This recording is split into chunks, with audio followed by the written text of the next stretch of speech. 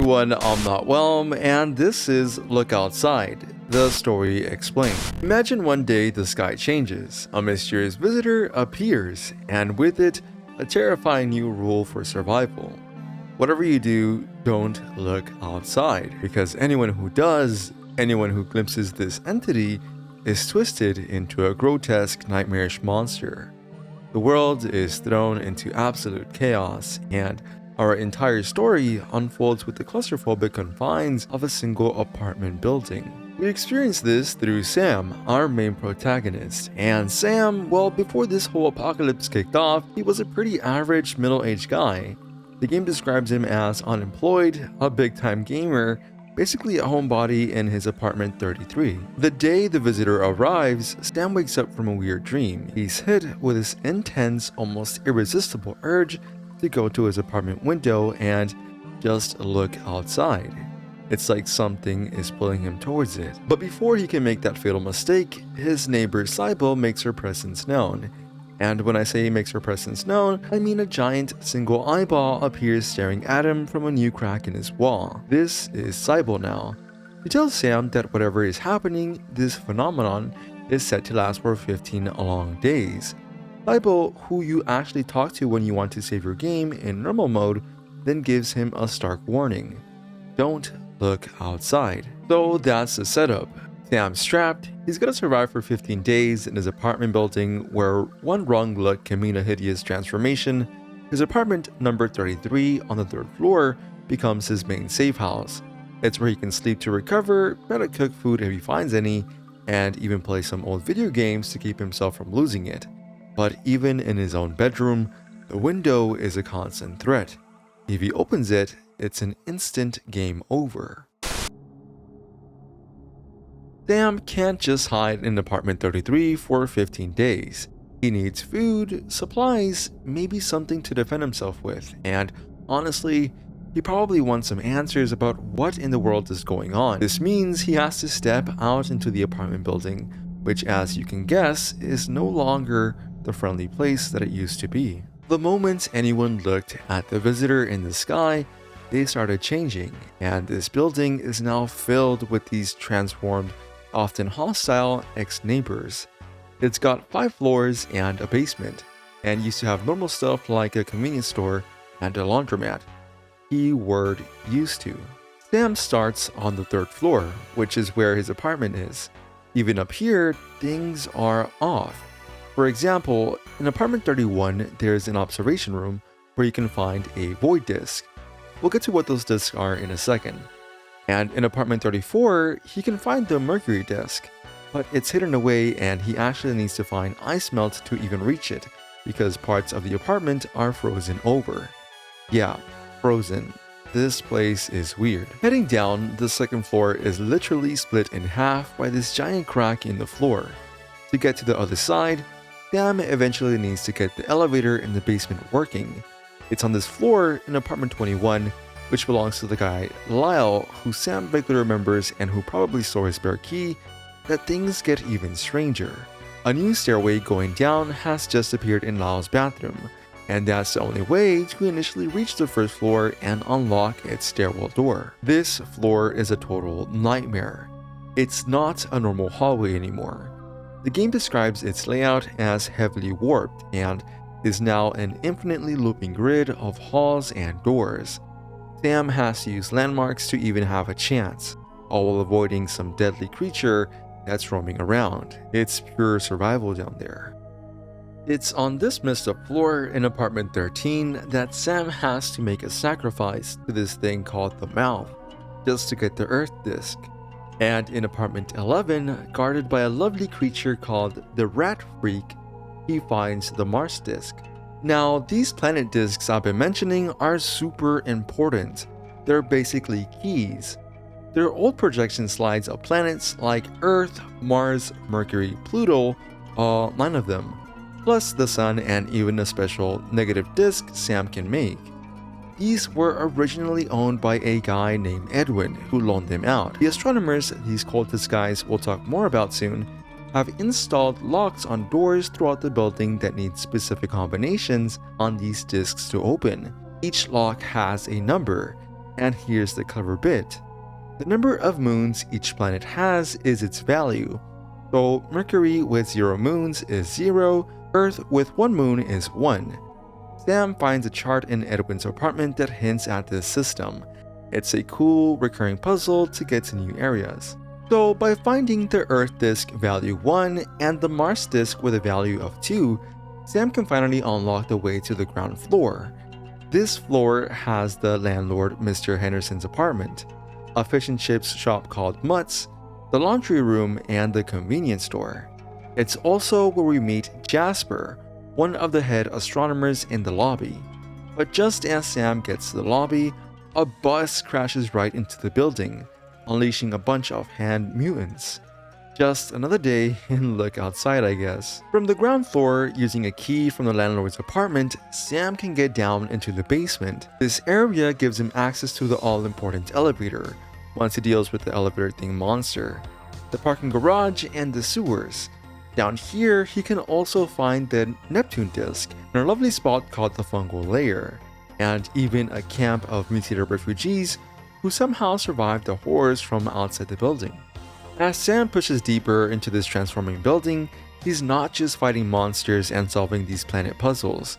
He's also piecing together what's happening, finding notes, and even getting clues about what to do next from his own thoughts when he does mundane things back in his apartment, like brushing his teeth or taking a shower. Every little bit of information is crucial if he wants to survive the full 15 days, or maybe do something more. So, as Sam explores this bizarre transform apartment building, he starts to learn more about the cause of all this chaos, the entity known only as the Visitor. The game lore tells us this isn't some malicious being, not exactly. It's described as an incredibly ancient, impossibly large creature, so vast that it stretches across interstellar space, and parts of its body operate almost independently because its nervous system is just that huge. We're talking bigger than our entire solar system, yet it doesn't seem to have or be affected by gravity. Visitor apparently passed by Earth centuries ago without anyone, including itself, really noticing. This time, however, it was Cybele, Sam's eye-in-the-wall neighbor, who, as the founder of a group called the Astronomers, was the first to spot the visitor through a telescope.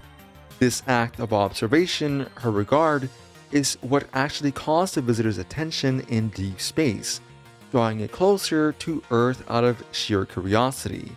Before this encounter, the visitor didn't even have a concept of itself as being separate from the rest of the universe. Now, these astronomers this group Cybele founded believe the visitor is some kind of deity. They've gathered in the apartment building, and their main goal is to try to communicate with it, understand it, and maybe even ascend to a higher state of being by performing a ritual. This is where Sam gets drawn into a major storyline.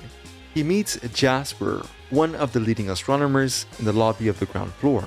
The astronomers need Sam's help to collect specific offerings for their ritual. These aren't just random items. They are things created by people who have witnessed the visitor and have been changed by it, imbued with its strange energy. Sam has to decide how much he wants to help them, if at all, and his choices here dramatically affect how the story and the world's fate plays out. The fascinating thing about the visitor, according to what the astronomers, particularly the Exalted Four, who we'll meet later, reveal, is that it changes things it observes simply as part of its nature. Its warping effects on living creatures are, in a bizarre way, its attempt to communicate as it would with other parts of itself.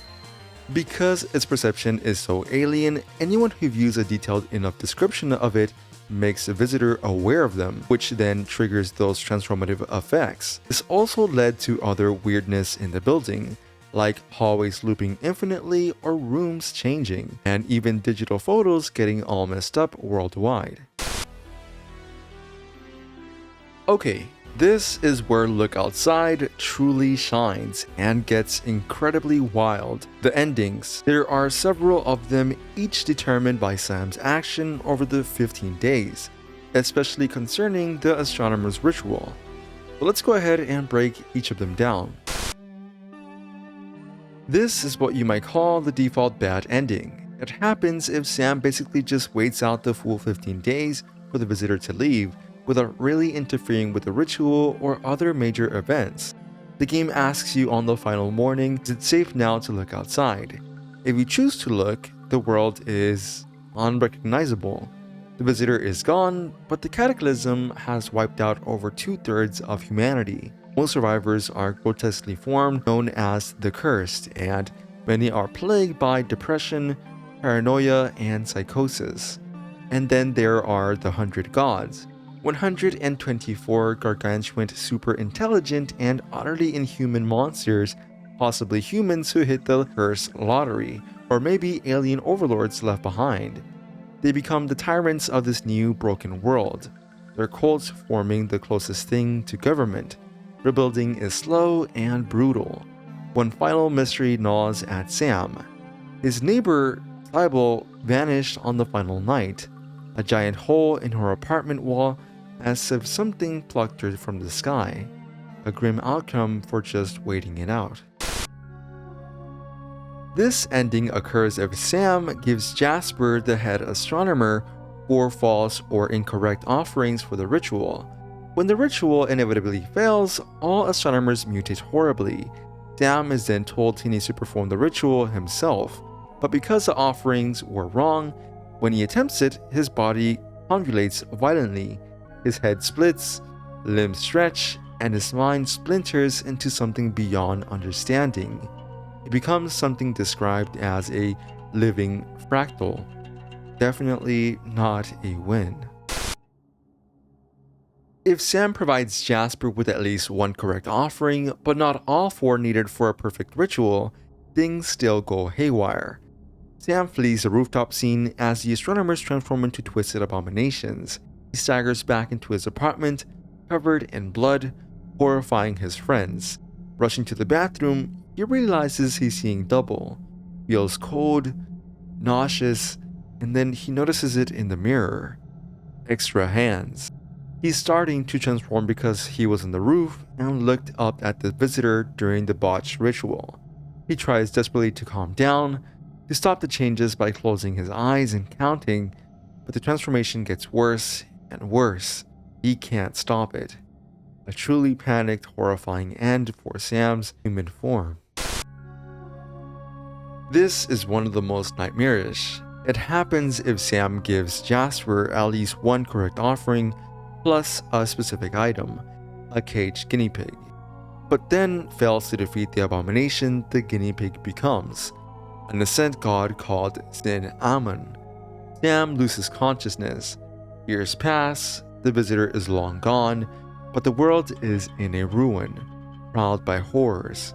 One of the most terrifying is now the god rat, the same guinea pig, now an immense rodent monstrosity that levels cities and devours hundreds. The most chilling part, its hide is pocketed with the screaming faces of its countless victims, who scream because they will never die.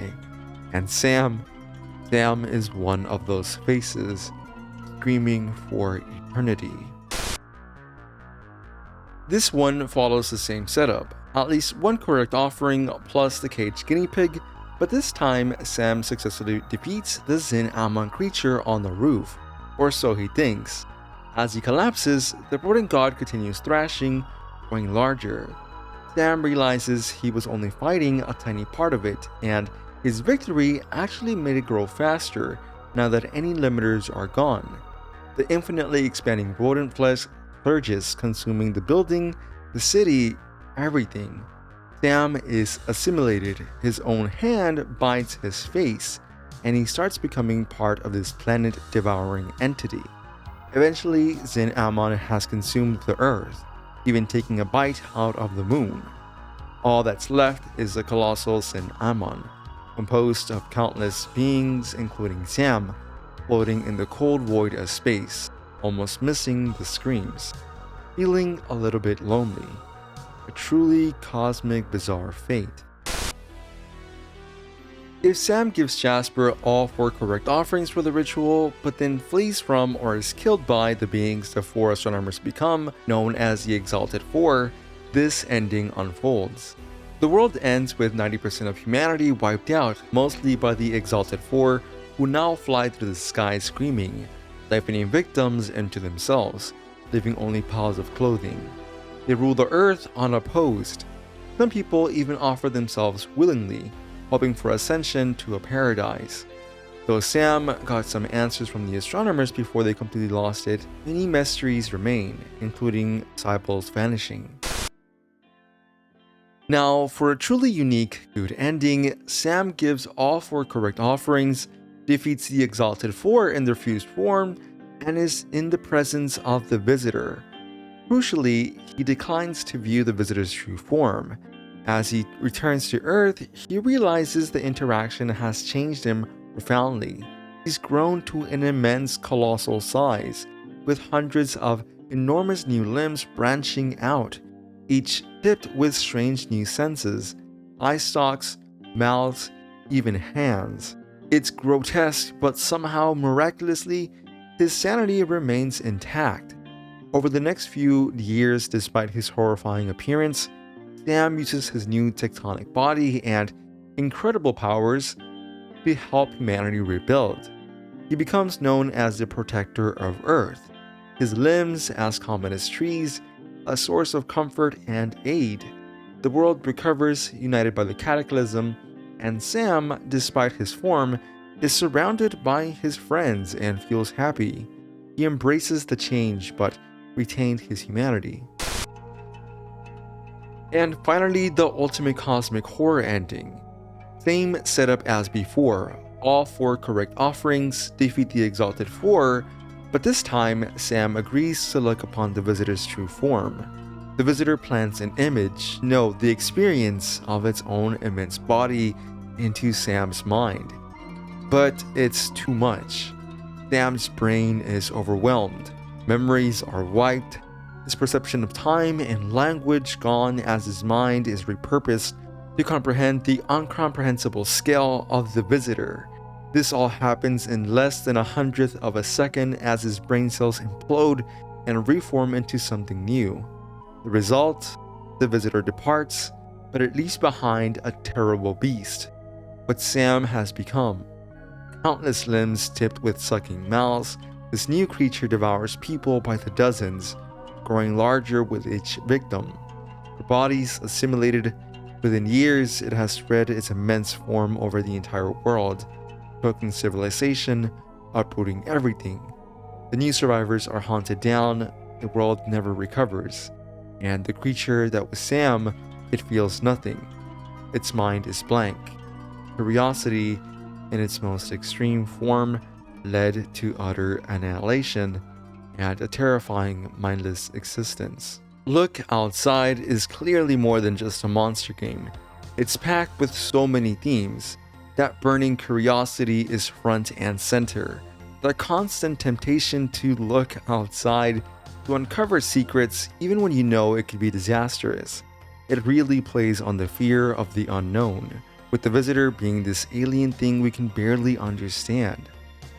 There's a ton of body horror, obviously, with all the transformation, but it also explores social isolation. Sam starts as a loner, and then the whole world becomes isolated. Yet there's this weird chance to build a new kind of community with the other survivors and even some of the transformed. The game constantly makes you question who to trust and what's real, especially with the building itself changing.